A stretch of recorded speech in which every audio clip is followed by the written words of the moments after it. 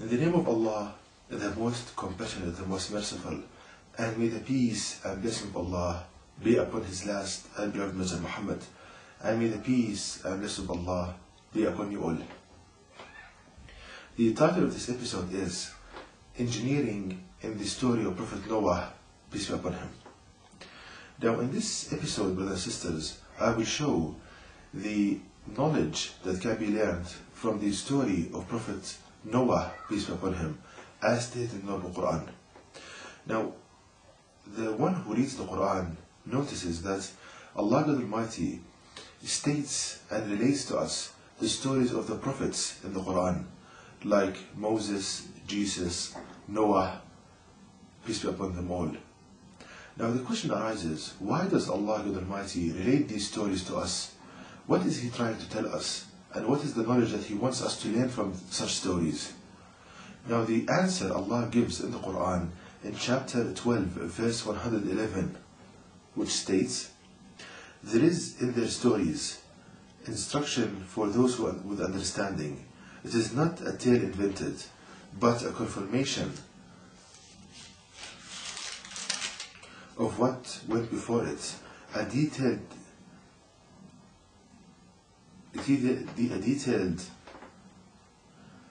exposition of all things, and a guide and mercy to the believers."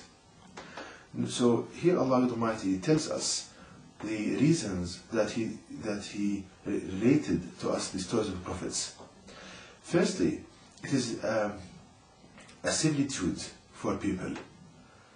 What does this mean? Now we know that the prophets of Allah Almighty,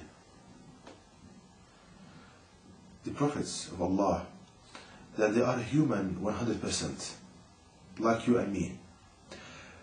And since they have so much faith in Allah Almighty, Allah tested them the most. The people that Allah tested the most are the prophets. So Allah tested them with all kind of calamities. For example, Prophet Job, peace upon him, Allah tested him with illness for 18 years. Prophet Moses, peace upon him, Allah tested him with the enduring hardship in the strive to make the word of Allah God supreme, in propagating the faith of Allah. Prophet Jesus, peace upon him, was very poor, so Allah tested him with poverty. Now Prophet Muhammad, peace upon him, Allah tested him with all the tests of all the previous prophets. So when he used to have an illness, he used to be in so much pain. So this is an indication to the test of Prophet Job. And he endured hardship in calling people to the path of Allah Almighty. So this is an indication, the story of Prophet Moses. And he was very poor. So this is an indication to the test of Prophet Jesus upon him. Now with all these tests of Allah Almighty, Prophet Muhammad remained close to Allah and remained throughout his life calling people to the path of Allah Almighty and delivering the message of the Almighty. And no wonder that Prophet Muhammad is the closest person to Allah Almighty. Allah loves Prophet Muhammad, peace upon him. And this is no wonder, because he endured so much hardship and yet he remained truthful to Allah Almighty and striving in his way. So if you endure, for example, poverty, sickness, illness, hardship, and when calling people to Allah Almighty, you can get similitude and instructions and patience from the story of the prophets, because they were 100% humans. They are 100% human, and as such, if they endured such hardship, you as a human, you can take patience that a person before you, he endured all of this, and yet he remained close to Allah Almighty. And Allah at the end made him victorious and gave him his reward for his patience. Now this is the first thing that we learn from the story of the prophets. The second thing is that it contains signs which testify that Prophet Muhammad is a messenger of Allah Almighty, and the Quran is from the Almighty, Allah Almighty. It contains signs. For example, Prophet Muhammad was not there when all of these things happened to Prophet Moses, Jesus, Job. And we know that Prophet Muhammad he couldn't read or write. So who told Prophet Muhammad all of these stories about all of these prophets? The answer is very obvious. Allah the Almighty, who was with Prophet Job, who was with Prophet Moses, who was with Prophet Jesus, Allah told what happened to these prophets to Prophet Muhammad, peace upon him. So we know He told him through the Quran. Allah revealed to him the Quran and told him through the Quran all of these stories of the prophets. So this testifies that Prophet Muhammad used to receive revelation from Allah Almighty, because how could he know all of these stories in this perfect detail? So we see that the stories of the prophets they contain signs which testify that the Quran is from Allah Almighty and Prophet Muhammad is his messenger. The third thing that we can learn from the stories of the prophets, that they contain a detailed explanation of all things. What does this mean? This means that the stories of the prophet, they contain explanation for all the branches of knowledge. For example, jurisprudence, engineering, as you will see in this episode, science, economics, everything. So if we ponder upon the stories of the prophets, we can learn useful knowledge that we can utilize and implement in our life. And this episode is an example for that.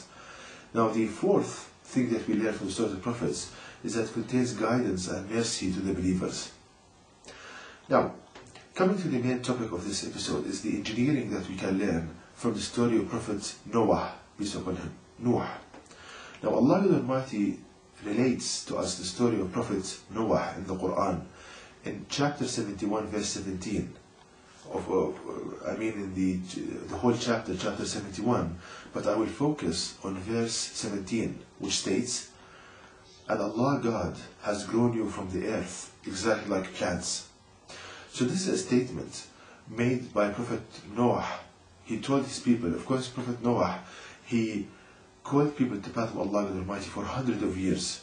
He lived for a long period of time, and he called people to the path of Allah the Almighty for hundreds of years. And he used all the ways for propagating the faith. He used all kind of ways. And among these ways, he used the aspect of knowledge, showing the superiority of the knowledge of Allah the Almighty to the knowledge of people. And this is the main theme of my website, which shows the superiority of the knowledge of Allah in the Quran to the main theme of the people of this age, which is knowledge. So Prophet Noah told his people that Allah has grown you forth from the earth, exactly like plants. So this is something far superior to the knowledge of people. How is this so? We learn from this verse that there's a perfect match between the design of Allah the Almighty for the mechanisms involved in the growth of plants and those involved in the growth of humans. Once again, we learn from this that there's a perfect match between the mechanisms involved in the growth of plants that Allah installed there and those found in the human body. For example, to demonstrate this, if we compare a cross-section in a wood stem, as you can see on the left, this is a cross-section in a tree, this is showing wood material. If you compare that to a cross-section in the human bones, the picture you see on the right, you see a perfect match between the design of Allah the Almighty for bone material and wood material. There is a perfect match between the two. And Allah God has grown you forth from the earth, exactly like plants. And also if you compare the cell division in plants, as you can see on the left, with the cell division in the human body, we see a perfect match between the two as well. So this highlights the point that Allah the Almighty designed the biomechanisms active in plants to grow them exactly like human body. Now the question arises, what are the engineering applications that we can derive from this knowledge from the Quran? There are numerous applications, but I will give one here in the field of biomedical engineering. Now in biomedical engineering there is a very important question, which is that we need to find a testing medium to test the biocompatibility of material. What does this mean? Now, in biomedical engineering, certain foreign materials that are inserted in the human body, for example, screws made of titanium, steel, other kind of materials that are inserted in the human body to restore function. For example, insertion of screws in the upper and lower jaw to attach teeth, artificial teeth on those screws. Now there is a need to find a test outside the human body to test whether the body will accept or reject these materials before their insertion in the human body. What do I mean when I say the body will accept or reject? Acceptance means that the bone will grow around the screw and come very close to the screw, will fix the screw in its place. So acceptance means that there will be a close growth of bone around the screw. Rejection means that the human body and bone will not grow around the screw, and thus it will be loose and might fall out of its place. So I hope now it's understood what I mean by acceptance or rejection. So as I said, there is a strong need in biomedical engineering to find a testing medium for this. Now people nowadays, they try to do this by testing implants and these materials, these screws, on animals. They place them in animals and they allow the animal to walk, to do its physiological functions, and after a while they test whether the bones in the animal accepted or rejected these implants. Now this technique has so many disadvantages. The main one is that you cannot control the amount of force that the animal will exert on the implant. So it might fracture, it might fail, but this failure might not be due to rejection, but might be due to the movement of the animal. So it has many disadvantages. The other technique, they do cell culturing, meaning that they in a dish they put some, for example, bone cells, and they put the titanium around these cells, and they observe whether these cells they come close to the metal or not. This has so many disadvantages as well, because the condition in the dish is far removed from the biological condition in the human body. So this is the most advanced techniques now used in biomedical engineering, and as you can see, they are deficient. Now, how can we learn from this statement of the Quran a new testing medium, the best way to test whether the human body will accept or reject a certain material? This is done, as we can learn from the Quran, as follows. Now, I thought about this verse, and Allah Almighty guided me to the following: that since there is a perfect match between the biomechanisms active in plants and those in the human body, I said, okay, what if I inserted a screw made from a certain material that I want to test in the stem of a tree or in its branch, meaning I inserted the implant into wood material in a tree. Now, if wood material grows around the metal, this means that it will be accepted by the human body, since Allah Almighty designed the biomechanism plants like human body. And if the plant rejects this metal, this means that it will be rejected by the human body as well. So to test this and to prove this, I did the following experiment. Titanium screws were inserted. Titanium screw was inserted into the branch of a tree and left there for a while. Then the branch was cut, and using a microscope, I observed the growth of wood material around the screw. And as you can see on the screen, here is the growth of wood material around titanium screw inserted in the tree. Now, I saw that the tree accepted the titanium screw, and the wood material grows beautifully around the screw, and it was very strong in its place.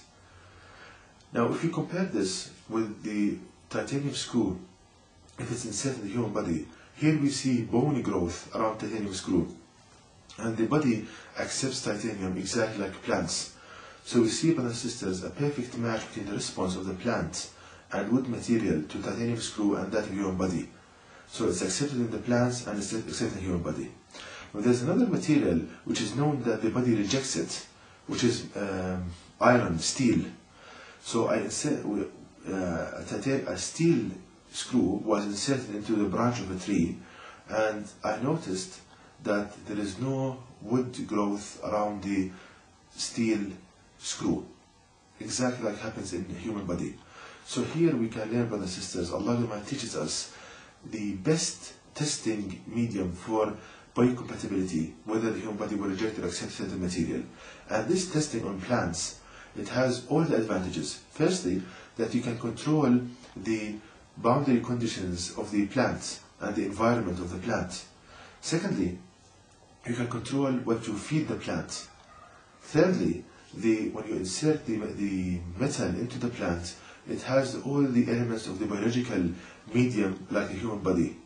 So all the advantages are there in this testing medium. So we see, brothers and sisters, the application from the Quran in the field of biomedical engineering for the statement of Allah Almighty in chapter 71 verse 17, which states, "And Allah God has grown you forth from the earth exactly like plants." So we see, brothers and sisters, that Allah God wants the believers to be the teacher of others and not the one on the receiving end. But because the majority of Muslims, they don't think upon the Quran, they deserted the Quran, they find themselves in the pain and despair they find themselves into. So the way to fix this is for Allah God Almighty to be our teacher, and the Quran is our reference book in all aspects, and to ponder and reflect upon it.